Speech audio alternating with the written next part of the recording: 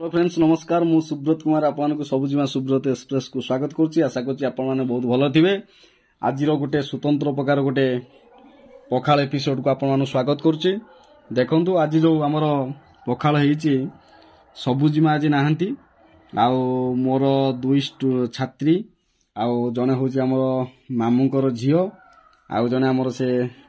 आमर मोर जने भौणी जने दादा झील ये दी जन मिसिकी करिसंती आउ सरिता आउ आमर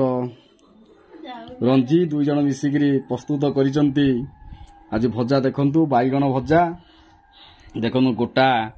भेंडी भजा बहुत बढ़िया भाव देखंतु मसला दिहाई पूरा एकदम फास्ट क्लास ता सहित मध्य देखंतु कलरा मध्य करचन देखंतु बहुत भल भाव करचंती आउ आजिर पखाल भातटी प्रस्तुत होई सारिची एपर देखंतु बैगण आउ एथिरे लंका पकई पियाज पकई बहुत भल भाव करचंती जहाँ छोट पिला माने जहाँ जेमिति करचंती बहुत भल करचंती आम गरीब फैमिली ता भितरे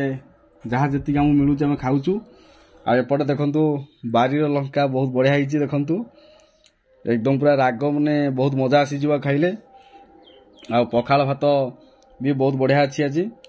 आउ केवल गोटे कथा ला खिली मु गोटे कथा मिस करची मिस सबुजिमा को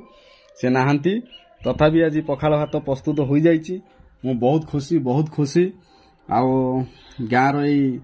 पखाल एपिसोड आपण मानू केमी लगुच निहाती भाव कमेंट करेंगे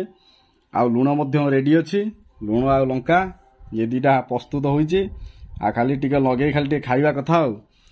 आउ आपण माने पखाल खाई सारे कि न खाई सारे निहाती भाव कमेंट करेंगे आज पखाल आपण माने कौन खाइले निहाती भाव जनातु आशा करुच्ची कि आज भिडियोटी आपण मानू निहाती भाव पसंद आसीबो जदि आपण मानू पसंद आसे ताले गोटे लाइक करेंगे गोटे शेयर करेंगे सब्सक्राइब करेंगे रोचे नमस्कार पुणी देखा ये गोटे सुंदर एपिसोड रे।